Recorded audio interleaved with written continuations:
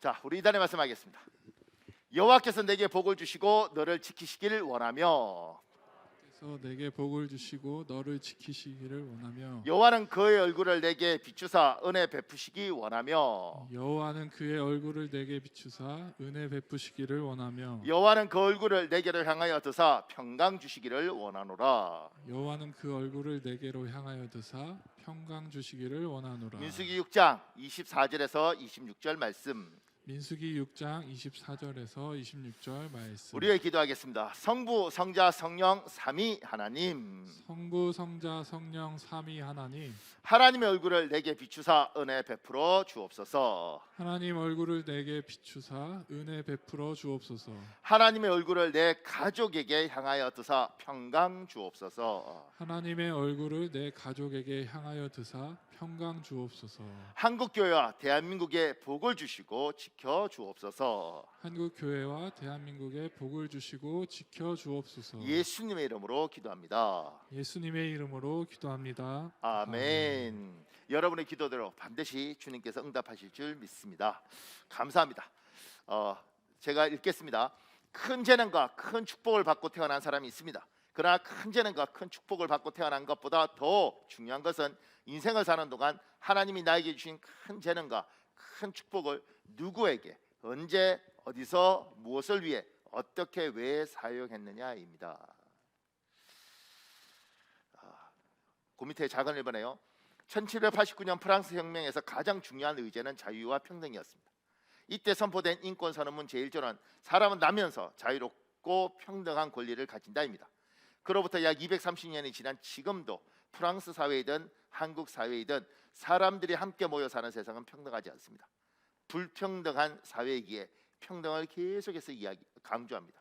왜 사람들이 함께 모여 사는 세상은 평등을 강조하지만 평등하지 않을까요? 이제 평등이라는 이 가치관, 우리 지금 사극 보면, 우리나라 지금 사극을 보면, 이제 사극 보면서 여러분 생각해 보면 양반하고 종놈하고 결혼 못 합니다. 왜냐하면 신분이 다르면 결혼 못 하는 거잖아요. 이런 평등이라는 개념이 근래에 생긴 것이고, 옛날엔 평등하지 않았어요. 그게 당연했고, 그리고 이 평등하지 않은 것이 평등하고 싶다, 이걸 이제 뭐 세계사적으로 이야기할 때는 프랑스 혁명 때 시작을 하고, 근데 그때 이야기를 했는데도 불구하고 우리나라 6.25 전쟁 때 미국이 우리를 도우러 오지 않습니까? 얼마나 따뜻한 나라예요.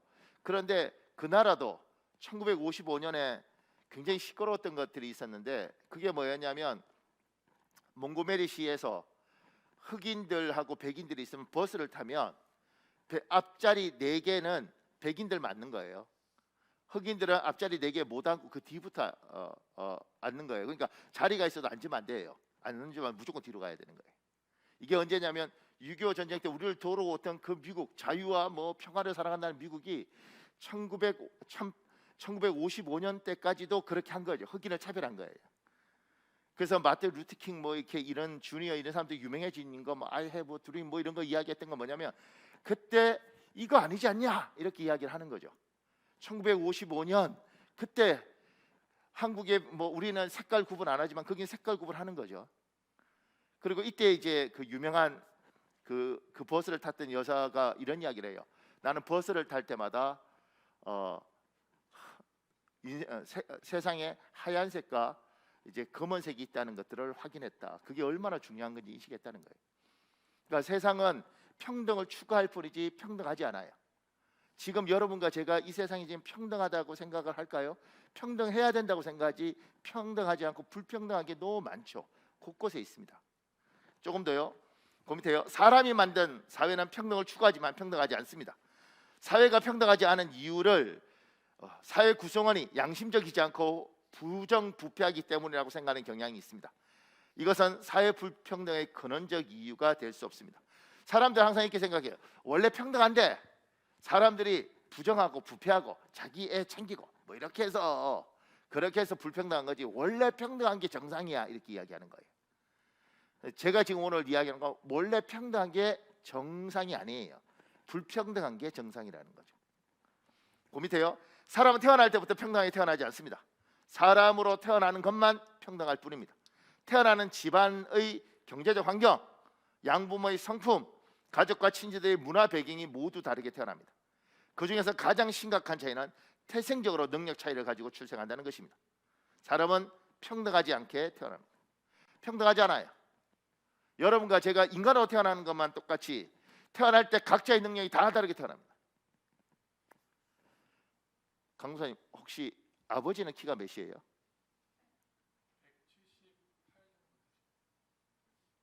우리 애들은 왜 작지? 나도 그러니까 엄마가 커요? 엄마는 몇이에요?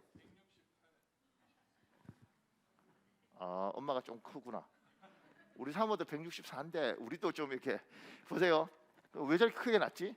동생 있어요? 동생의 키가 몇이에요? 봐, 이미 키의 은혜를 받잖아. 그러니까 누구는 작게 태어나고 싶어 작게 태어나겠어요? 아니라고. 태어날 때 이미 우리는 태어날 때 각자 부모의 유전자를 갖고 태어나는데 태어날 때 이미 불평등하게 태어나요. 옛날 역사책 보면 김유신 장군 뭐 그 제부 그 김춘추 뭐 이렇게 하잖아요. 근데 김춘추에 대한 기록이 있습니다. 태종무효랑 신라 29대 왕 김춘추가 일본 갔는데 일본 역사책에 뭐라고 되어 있느냐면 야, 김춘추 잘생겼다. 일본 사람이 거기 써놨어요. 이 사람이 중국에 가서 중국의 황제를 만날 때 중국 기록에 사기에 이렇게 되어 있습니다. 아, 김춘추 잘생겼다. 내가요 옛날로 돌아가면 김춘추를 한번 보고 싶더라고. 어떻게 생겼기에. 그 당시에 한국 사람인데 일본 역사책에도 중국 역사책에도 잘생겼다고 되어 있어요. 모차르트는 5살 때 작곡을 했다는 거예요. 아무도 안 놀라는군요. 그게 뭐 공부해서 됐겠냐고. 타고난 거예요. 우리들도 같은 재능을 갖고 태어나는 것이 아니라 태어날 때 누구는 좋은 조건으로 좋은 키를 갖고 태어나기도 하고 누구는 엄청난 암산력을 가지고 태어나기도 하고 기억력을 갖고 태어나기도 해요. 누구는 언어적 자질을 잘 갖고 태어나서 걔는 영어든 무슨 외국어든 빨리빨리 배워. 누구는 1년 내내도 단어도 안 느는데 누구는 빨리빨리 말을 늘어. 누구 암기력이 탁월해. 너 어떻게 저렇게 잘 외우지? 어떤 분한테 물었어요. 굉장히 유명한 분인데 어떻게 나이가 70이 넘으셨는데도 그래도 우리나라에 전쟁이 몇 년에 태어났고 외교 무슨 그것이 몇 년 몇 월 달에 조약이 되고 그때 누구누구도 참석했는지 어떻게 그걸 다 기억하세요? 이렇게 물었어요. 그분이 통일부 장관 했던 분인데 그분이 유명한 말을 하더라고. 외워지는 걸 어떡하겠어? 이러더라고. 왜냐면 그냥 봤는데 외워져. 우리는 막 접근해도 안 외워지는데. 그러니까 태어날 때 똑같이 안 태어나는 거예요. 그래서 태어나 보니까 누군 부잣집에 태어나는 것이고 누군 가난한 집에 태어나는 것이고 누군 태어나 보니까 좋은 머리를 갖고 태어나는 것이고 누구 태어나 보니까 엄청난 건강을 갖고 태어난 거예요. 누구는 태어날 때부터 허약 체질로 태어나. 누군 태어날 때부터 이해력이 떨어지게 태어나. 그러니까 이 땅에서 평등을 자꾸 이야기를 하고 평등하자 이렇게 해도 안 되는 이유가 뭐냐면 기본적으로 사회 제도나 이런 걸 어떻게 해볼 수 있는데 사람들이 똑같이 태어나지 않더라는 거예요. 능력 차이를 가지고 태어나더라는 거죠. 누구는 조금만 공부해도 공부를 잘해. 그리고 누구는 아무리 열심히 해도 잘 안 돼요. 제가 이제 고등학교 때 우리 학교는 천재들이 굉장히 많았습니다. 뭐 특이한 구조였어요. 근데 그 천재들하고 있으면서요 평범한 저는 말도 못하는 상처. 진짜 우리 아버지가 원망스럽고 우리 어머니가 원망스럽다. 왜 나를 천재로? 걔들은요 정말 머리가 좋습니다. 내가 묻죠. 너는 어떻게 그걸 다? 근데 걔는 이렇게 말해요. 너는 어떻게 그런 걸 다? 너는 어떻게 그런 걸 다 외워? 이렇게. 너는 어떻게 그런 걸 다 못 외워? 이렇게 돼. 그러니까 오늘 설교 듣고 집에 가서 우리 애가 공부를 못하면 꼭 안아주고 이렇게 말씀하십시오. 미안하다. 조금 더요. 그 밑에 3번에요. 현대사회를 지배하는 가치관은 과학적 인과관계를 기반으로 합니다.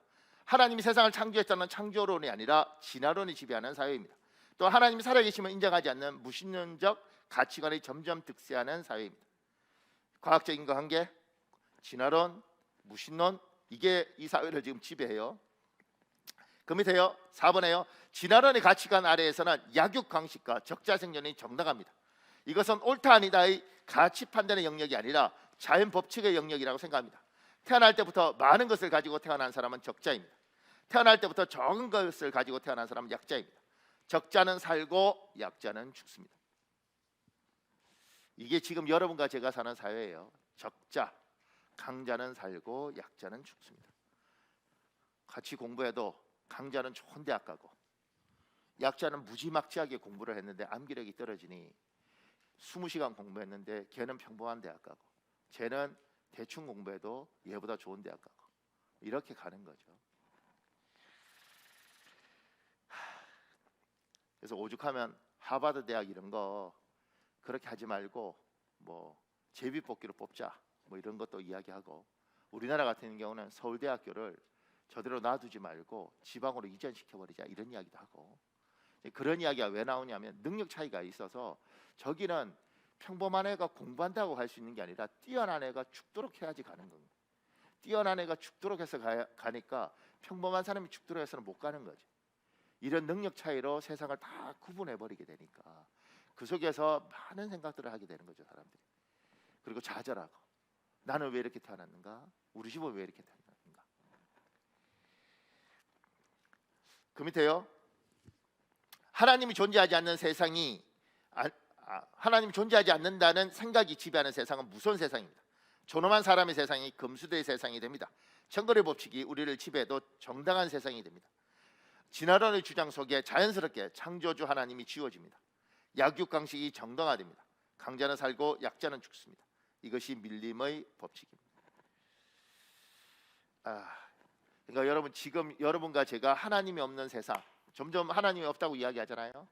그런 세상에서 각자 짐승처럼 태어나는 겁니다. 누구는 능력 많은 사자로 태어나고, 누구는 호랑이로 태어나고, 누구는 토끼로 태어나고, 토끼로 태어난 사람은 평생 사자한테 도망다니고 늑대한테 도망다니고 살쾡이한테 도망다녀야 되는 거고, 누구는 사자로 태어나서 자기 눈에 거슬리는 건 뭐든지 잡아먹어도 되고, 그래서 이런 사회가 지금 우리 사회예요. 그러니까 쟤봐, 똑똑하잖아, 잘생겼잖아, 능력 있잖아, 쟤 그래서 성공한 거지. 너 성공 못하지. 실력도 없고 능력도 없고 노력해도 잘 안 되고, 그러니까 너는 안 되는 거고 얘는 되는 거야. 이게 너무 당연한 거예요. 왜? 답답하면 너도 열심히 공부하지. 나도 열심히 공부했는데 안 되는데요? 안 되는 건 네가 실력이 없지. 더 열심히 해야지. 뭐 이렇게 가는 거예요. 왜냐하면 똑같이 태어난 줄 알고. 똑같이 안 태어났어요. 똑같이 안 태어났고 같이 아무리 노력해도 못 따라가는 건 못 따라가는 겁니다. 안 되는 건 안 되는 거예요. 그러니까 그냥 놔두면 이 세상이 금수의 세상이라고 제가 표현하는데 이게 밀림하고 똑같습니다. 그러니까 센 사람만 살아남고 잘난 사람만 살아남고 못난 사람은 다 죽는 거예요. 그래서 그 밑에요. 한국 사회는 나눔과 베품을 강조합니다. 미국 사회도 나눔과 베품을 강조합니다. 그러나 자율적으로 나눔과 베품이 미미하게 이루어집니다. 그래서 강제로 강자에게 빼앗아 약자에게 나누어 줍니다. 이것을 정의로운 사회라고 정의로운 사회 구현이라고 부릅니다. 그러나 강제로 자기 것을 빼앗긴 사람은 절대로 이런 사회를 정의로운 사회라고 말하지 않습니다. 그래서 세금 많이 걷고 뭐 이를테면 공산주의 혁명에서 이제 부자 죽이고 그 땅 뺏고 뭐 이렇게 가는 거죠. 그러니까 왜냐하면 여기서 안 나눠주니까 강제라도 뺏어야겠다 이렇게 되는 거죠. 그래서 쉽게 말하면 토끼 한 1000마리 모여서 사자 하나 죽이는 거죠. 이렇게 뭐 이렇게 하면 사자는 그냥 죽나요? 그리고 나는 그냥 이렇게 태어난 거야. 나는 이거 양보 못하겠어. 이렇게 해서 사회가 늘 이렇게 다투고 싸우는 거죠. 여러분과 저는 그런 사회 속에 삽니다. 우리는 하나님을 믿지만 하나님이 안 믿는 사람이 대부분 이 사회에서 그들은 그렇게 삽니다. 그래서 그 밑에 제가 이렇게 적었죠. 7번에 아무리 나눔과 베품을 강조해도 사람의 사회는 빈익부 부익부로 갑니다. 우리 사회의 저변, 우리 문화 저변, 우리 교육 저변에 깔린 기본 사고 체계가 약육강식과 적자 생존이기 때문입니다.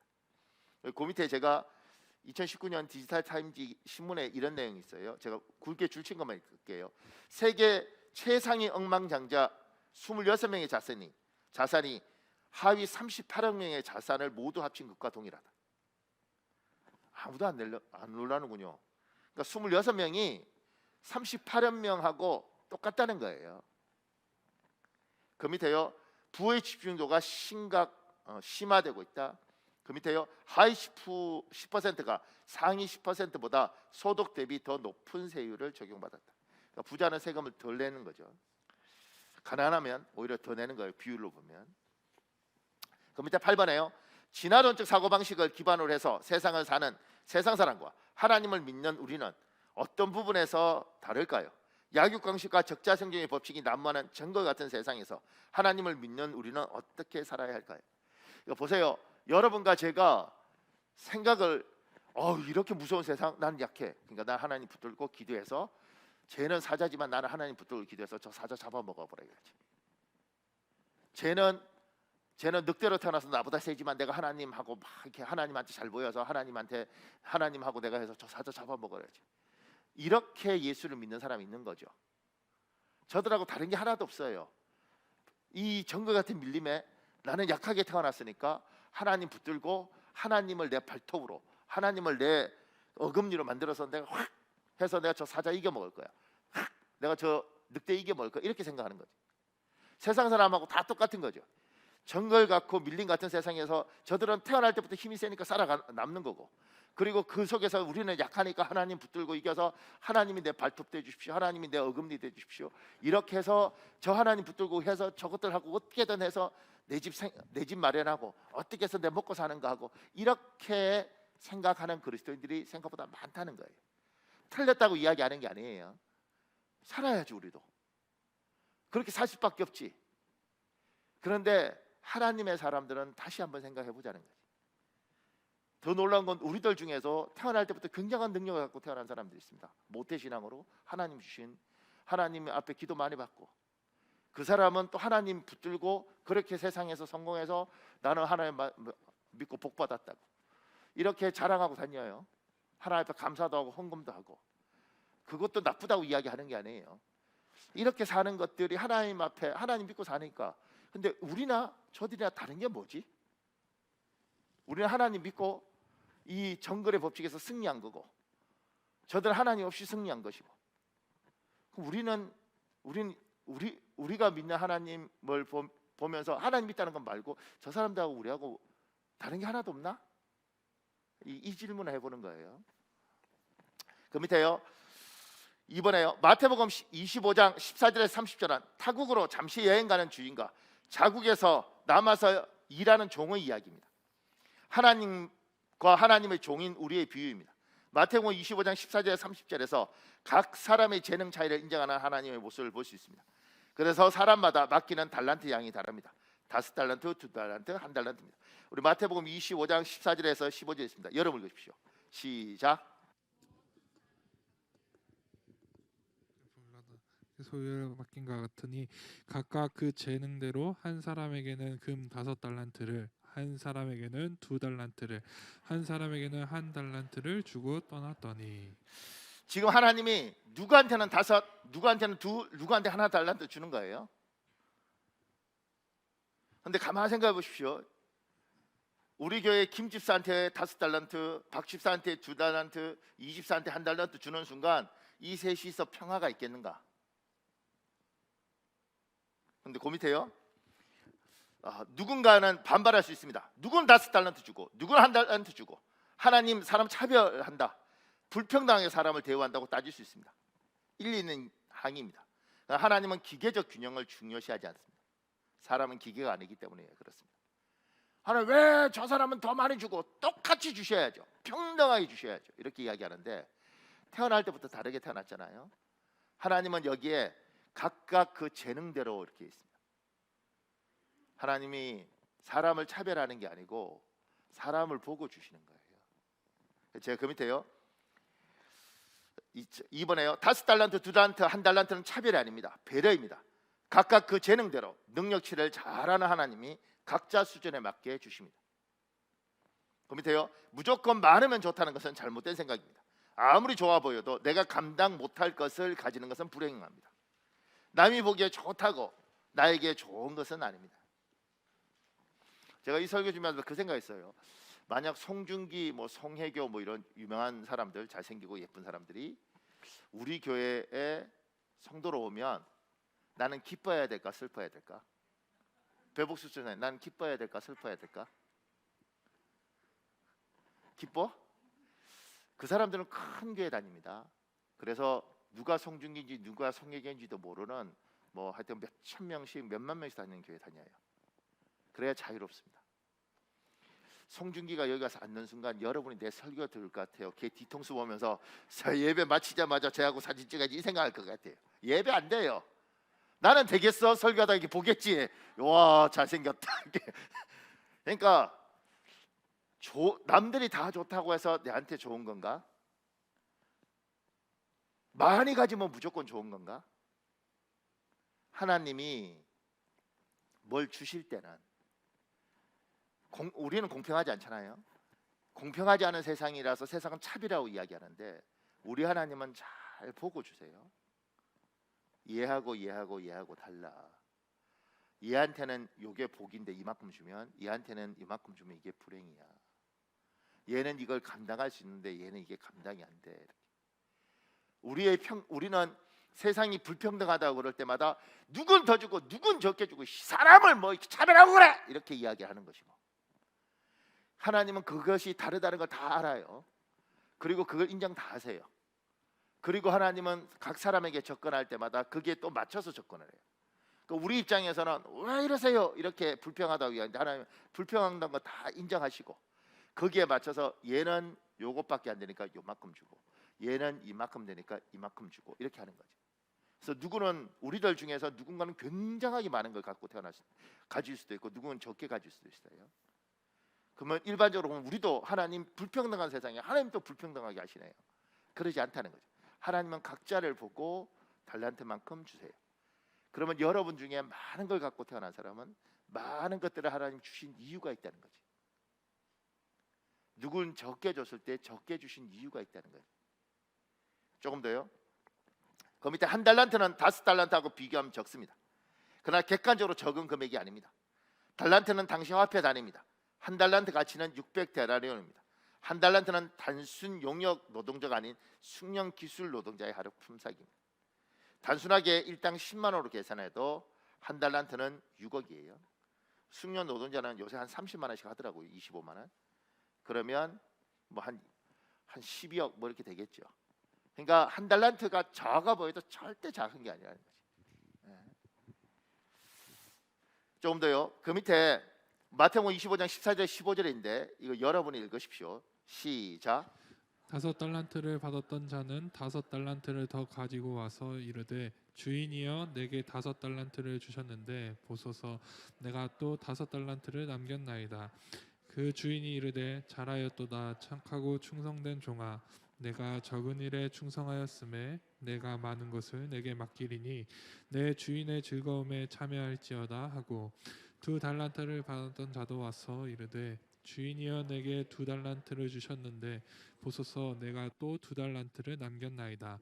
그 주인이 이르되 잘하였도다 착하고 충성된 종아 내가 적은 일에 충성하였음에 내가 많은 것을 내게 맡기리니 내 주인의 즐거움에 참여할지어다 하고 1달란트를 받았던 자는 와서 이르되 주인이여 당신은 굳은 사람이라 심지 않은 데서 거두고 해치지 않은 데서 모으는 줄을 내가 알았으므로 두려워하여 나가서 당신의 달란트를 땅에 감추어 두었나이다.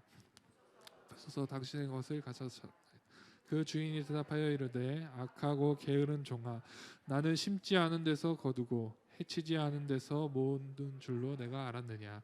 그러면 내가 마땅히 내 돈을 취리하는 자들에게 맡겼다가 내가 돌아와서 내 원금과 이자를 받게 하였을 것이니라 하고. 그 밑에요. 5달란트 받은 자가 5달란트 남겼을 때 2달란트 받은 자가 2달란트 남겼을 때 모두 칭찬하십니다. 왜? 누구는 5달란트 남겼는데 너는 2달란트 남겼냐고 비교해서 면박하지 않습니다. 주님한테는 동일합니다. 잘하였도다 착하고 충성된 종아. 많이 남기고 적게 남긴 게 중요하지 않아요. 그 밑에요. 주인의 관심거리는 몇 달란트 남겼느냐 얼마 많이 남겼느냐가 아닙니다.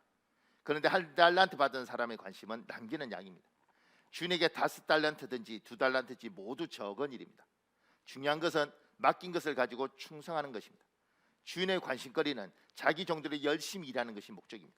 남기는 것이 목적이 아닙니다. 이것을 이해하지 못하는 1달란트 받은 사람에게 주인은 악하고 게으른 종이라고 지적합니다. 그 밑에 3번에요. 이 달란트 비유는 정글 같은 세상을 사는 하나님의 사람들에게 하는 비유입니다. 세상 사람은 타고난 재능과 능력을 자기 것이라고 생각합니다. 그러나 우리는 하나님이 주신 것이라고 생각합니다. 이것이 세상 사람과 우리의 생각의 차이입니다. 그 밑에요. 1달란트 받은 사람처럼 하나님 주신 재능과 능력을 숨기면 안 됩니다. 각자의 달란트, 하나님이 주신 재능과 능력을 가지고 열심히 살아야 합니다. 지금 여러분과 제가 착각할 수 있는 것들이 5달란트에서 5달란트 하면 오 굉장하네. 2달란트 와 대단하다. 이렇게 우린 접근할 수 있잖아요. 그래서 5달란트가 뛰어나다고 생각하는 거예요. 5달란트 맡길 때는 5달란트 맡길 때 보니까 얘는 능력도 있고 힘도 있고 재능도 있어요. 5달란트 맡긴 거예요. 얘는 보니까 얘보다는 떨어져. 그런데 2달란트는 할 수 있을 것 같아. 2달란트 맡긴 거예요. 1달란트 맡긴 건 제일 능력이 없는 거죠. 그런데 얘는 1달란트. 그래서 이 사람은 5달란트 남긴 사람이 잘한 게 아니고 1달란트 남긴 사람이 1달란트 남겨도 5달란트보다 잘한 거예요. 하나님 입장에서는 5달란트, 2달란트, 1달란트는 다 작은 거야. 근데 중요한 건 얼마나 남기는 게 중요한 게 아니라 내가 널 믿고 이 재능을 줬으면, 내가 너에게 이 능력을 줬으면 이 능력을 잘 쓰는 거, 열심히 쓰는 거, 열심히 쓰면 5달란트 남도록 하나님이 해주셔요. 그래서 재능을 쓰는 거거든. 하나님 주신 능력을 쓰는 거거든. 근데 1달란트는 숨겨놨다고, 능력을 안 썼다고. 남기고 안 남기고 중요한 게 아니라 내가 너에게 쓰라고 준 것들을 쓰지 않았기 때문에 게으르다고 이야기하고 나태하다고 이야기하는 거예요. 2달란트가 20달란트 남기는 게 중요한 게 아니라 내한테 2개를 줬으면 그 2개를 최선을 다해서 그냥 쓰는 거예요. 하나님이 나에게 주신 재능을 열심히 쓰는 거. 하나님이 원하는 건 내가 너에게 능력을, 큰 능력을 줬느냐 작은 능력을 줬느냐가 중요한 게 아니라 능력을 줬으면 써라 그걸. 조금 더요. 세상 사람은 자기의 재능과 능력인 줄 알고 자기 만족을 위해서 사용합니다. 그러나 우리는 하나님이 주신 재능과 능력이기에 하나님이 원하는 방향으로 사용해야 합니다. 그 밑에요. 기회가 주면 우리는 하나님이 주신 재능과 능력을 하나님이 만드신 사람을 돕는 데 사용합니다. 하나님이 만드신 세상을 밝게 하는 데 사용합니다. 우리 누가복음 4장 18절에 19절에 있습니다. 여러분 읽으십시오. 시작. 주의 성령이 내게 임하셨으니 이는 가난한 자에게 복음을 전하게 하시려고 내게 기름을 부으시고 나를 보내사 포로된 자에게 자유를, 눈먼 자에게 다시 보게 함을 전파하며 눌린 자를 자유롭게 하고 주의 은혜의 해를 전파하게 하려 하심이라 하였더라. 지금 세상 사람과 우리의 차이는, 세상 사람들은 태어나 보니 능력이 많은 능력을 갖고 태어났어요. 이 능력을 내가 많이 갖고 있네. 나는 사자로 태어났네. 어떻게 살지? 내가 능력이 있으니까 내가 하고 싶은 대로 하는 거지. 토끼도 뭐 잡아먹고 정글도 내 다니고 싶은 대로 다니고 걱정 없이. 그냥 세상 사람들 그렇게 사는 거예요. 자기에게 주어진 것 갖고 자기를 위해서, 자기 만족을 위해서 그냥 살다 가는 거예요. 근데 우리는 하나님이 내가 토끼로 태어나게 했던, 사자로 태어나게 했던 그거 갖고 나는 왜 호랑이로 안 태어났어요? 나는 왜 토끼로 이렇게 원망하지 않고 각자의 능력을 아시는 하나님께서 그 능력만큼 우리에게 줬다고 믿고, 내게 주어진 이걸 가지고 나는 어떻게 살까? 이 약육강식 같은 이 엄청난 정글 같은 세상 속에서 하나님이 나에게 엄청난 능력을 주셨으면 이 엄청난 능력을 나를 위해서 쓰는 것이 아닌가, 누군가를 위해서 사용하는 거. 내가 작은 능력이면 그 능력만큼만 하는 것이고요, 큰 능력이면 큰 능력을 가지고 지금 여기처럼 눌린 자에게 자유를 주고 눈먼 자에게 보게 하고 이런 거 이 정글 같은 세상에 우리가 희망이고 우리가 소망인 거예요. 여러분과 저를 우리 하나님 왜 이 땅에 살려두셨는가? 우리들 중에 믿음 좋은 사람들은 너무 은혜가 충만하면 이렇게 말해요. 하나님, 이 세상 너무 싫어요. 빨리 데려가세요. 이렇게 이야기하죠. 주님 언제 오세요? 나는 빨리 천국 가고 싶어요. 신랑하고 사는 것도 힘들고 애들 키우는 것도 힘들고 빨리 천국 가고 싶어요. 이렇게 이야기를 하죠. 근데 하나님은 그렇게 안 데려가고 살려둔다고. 더 놀라운 건 살려주시면서 탁월한 능력이 아닌데 그래도 재능, 재주 같은 걸 내가 갖고 있는 거죠. 내가 딴 사람보다 내가 이거 참 잘해. 해보면 열매도 있어. 이쪽은 내가 타고난 부분이 있는가 봐. 놀랍고 뭐 이거 갖고 뭐 전 세계를 이러진 않더라도 많은 사람들이 참 잘하네 이런 이야기를 해. 그러면 이 능력을 가지고 하나님 이 땅을 살게 하셨으면 이 세상 사람들은 다 자기 재능을 가지고 이 정글 같은 세상에 다 자기가 성공하고 자기가 왕노릇하기 위해서 할 때, 우리는 요 능력을 가지고 때로는 토끼같이 연약한 사람이 있으면 이 사람 돕고, 내가 할 수만 있으면, 못 도우면 할 수 없잖아요. 그런데 내가 도울 수 있으면 여기도 돕고, 그러면서 우리에게 주신 재능만큼 내가 인생을 살아가면서 도울 수 있는 만큼 돕는 거죠. 큰 달란트를 가졌으면 크게 돕고, 작은 달란트를 가졌으면 작게 돕고, 내가 살아있는 이곳이 저 무지막지한 금수의 세상이 되지 않도록 하나님이 나에게 주신 것 갖고 내 먹을 만큼 벌고, 남는 것 갖고 사람들 돕고 베풀고, 내 힘 가지고 열심히 살지만 내 능력을 가지고 누군가를 도울 수 있으면 돕고, 우리는 그렇게 사는 거예요.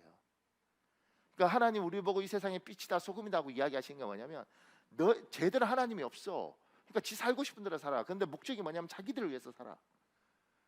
그래서 쟤들이 사는 것은 정글이고 쟤들이 사는 것은 금수의 세상이 돼. 뭐 사랑, 평등 이야기하지만 쟤들은 평등에 태어나지도 않고 평등이 중요한 것도 아니야. 말만 할 뿐이지.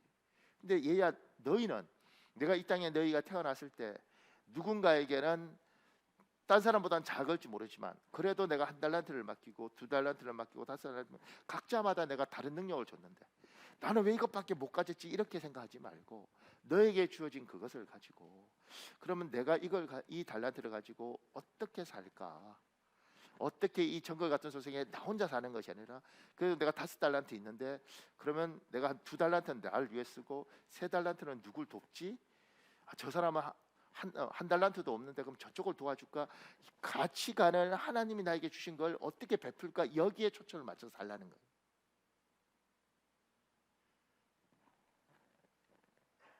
그래서 그 밑에 많은 재능과 많은 능력을 가지고 태어난 사람은 적은 재능과 적은 능력을 가지고 태어난 사람을 돕습니다. 이것이 하나님이 원하는 세상입니다. 그 밑에요, 큰 재능과 큰 능력을 가지고 태어나셨습니까? 축하드립니다. 그리고 잊지 마십시오. 하나님이 큰 재능과 큰 능력에는 큰 책임이 따릅니다. 누가복음 12장 48절에 있습니다. 여러분 읽어볼래요? 시작. 물은 많이 받은 자에게는 많이 요구할 것이요 많이 맡은 자에게는 많이 달라 할 것이니라. 하나님이 여러분에게 많은 걸 주셨습니까? 그러면 하나님이 여러분에게 많은 걸 요구합니다. 오직 이 능력을 가지고 나만 잘 먹고 잘 살면, 오직 내 인생만 살면 나중에 하나님 앞에 가서 하나님 이야기하실 거예요. 얘야, 내가 너에게 참 좋은 걸 많이 줬는데 너는 그 귀한 재능 5달란트 중에 하나만 널 위해서 쓰고 나머지 4개는 누군가를 도왔으면 얼마나 좋냐. 네 주위에 너무 연약한 사람도 많고 부족한 사람도 많은데 그들 손 좀 잡아줬으면 얼마나 좋냐. 어떻게 너는 그걸 가지고 오직 너만을 위해서 살다 왔냐. 세상 사람들은 자기만을 위해서 살고, 이게 그들은 하나님이 주셨다고 믿지 못하니까 그러지만 내가 너에게 능력을 줬는데 그러면 그 능력 좀 잘 쓰다 왔으면 얼마나 좋으냐. 제가 능력 이야기하니까 우리 교회는 가장을 자꾸 세우라고 그러잖아요. 남편을 자꾸 세우라고 이야기하는데, 근데 그건 남편을 존중해주라고 하는 것이지 이 사람이 끄는 대로 끌려가라고 이야기하는 게 아니에요. 이 말은 무슨 말이냐면, 내 남편이 좋은 판단력을 가지고 지혜롭고 명철하면 얼마나 좋겠어요.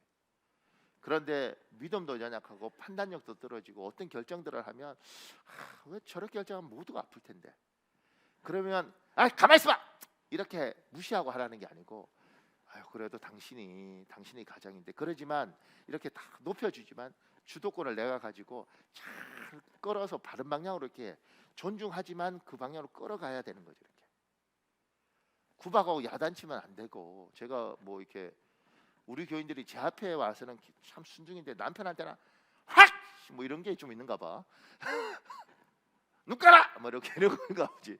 그러니까 여기에서 남편들이 막 고개 끄덕이면 집에 가서 오늘 죽습니다. 근데 제가 보니까 막 그런 게 있는가 보죠. 그러니까 저는 하나님이 질서, 그러니까 남편을 존중하지 않으면, 내가 내 남편 무시하는데 애들이 내 남편 존중하겠어요? 그리고 놀라운 건 여자들 입장에서는 내가 남편을 딱 무시할 때는 잘 모르는데 애가 아버지 확 무시하는 순간 마음 굉장히 복잡해집니다. 근데 애가 왜 무시하겠냐고. 내가 무시하는 걸 보고 자랐으니까 무시하는 거지. 그리고 남편으로서 아내를 막 이렇게 구박하고 이럴 때 애가 그거 다 보잖아요. 그 애가 엄마를 존중하겠냐고. 그러니까 가장을 이렇게 세워주지만 이 남자가 판단력이 부족하고 심지어 체력도 부족하고 하는 게 연약해. 근데 여자가 뛰어나. 그럼 여자가 도와주는 거죠. 내가 5달란트 있고 이 남자가 1달란트밖에 없으면 내가 도와주는 거지. 남녀를 구분하는 게 아니고. 때로는 남편이 생각할 때 내가 능력이 있는데 이 여자가 너무 약해. 그러면 나에게 많은 걸 주신 하나님께서 그 능력을 가지고 여기를 잘 돌봐주는 것, 그것들이 하나님이 많이 준 사람에게 많이 요구해요. 근데 제가 이렇게 보니까 세상 이 기준에 있으니까 왜 나만 맨날 희생하냐고요 이렇게 하면서 상처를 받더라고. 교회도 똑같습니다. 교인들 중에 목사님 왜 맨날 나에게 충성을 요구하십니까? 예. 그럼 내가 묻지. 그럼 저 사람 시키면 교회가 돌아가겠냐? 아니요. 그럼 누가 해? 많이 받은 사람이 하는 거예요. 근데 그 많이 받은 사람도 기준이 놀라운 게 뭐냐면 우리가 생각할 때 저 사람이 엄청 받았는데 자기는 작게 받았대.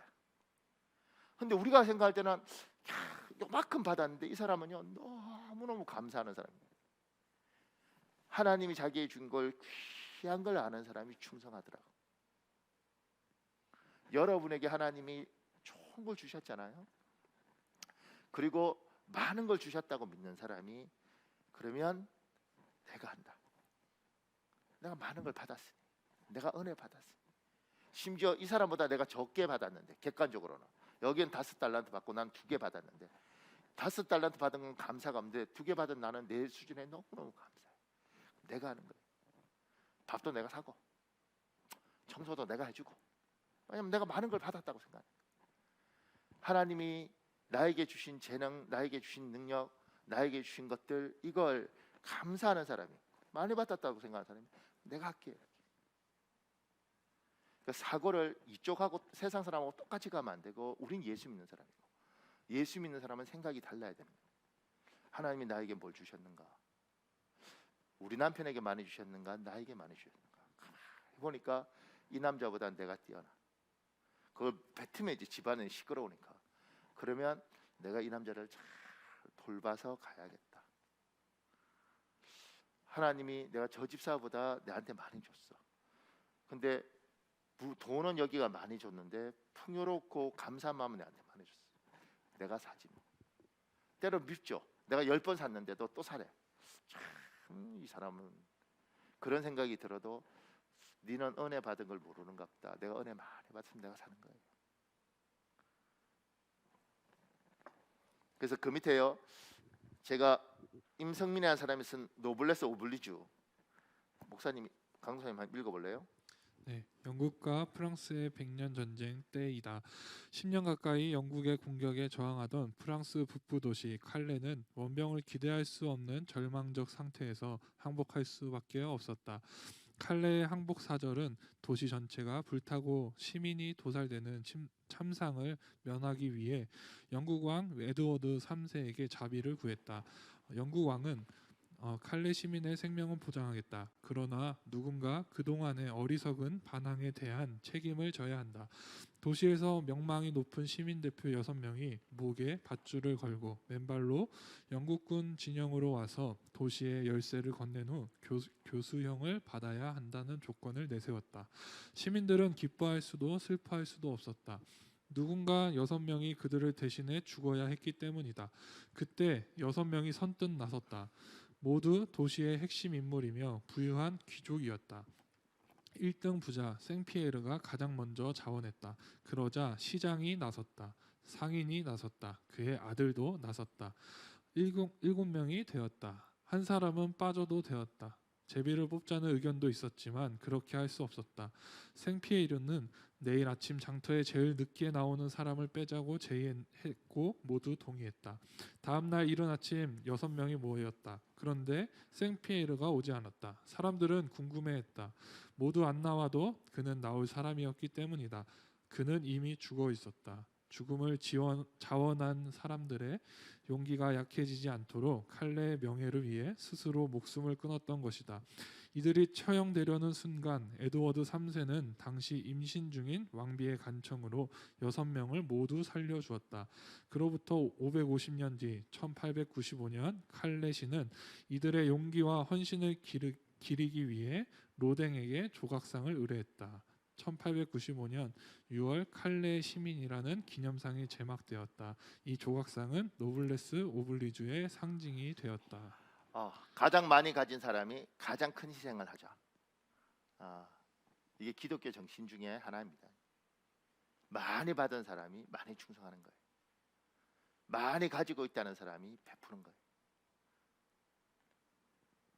그럼 돼요?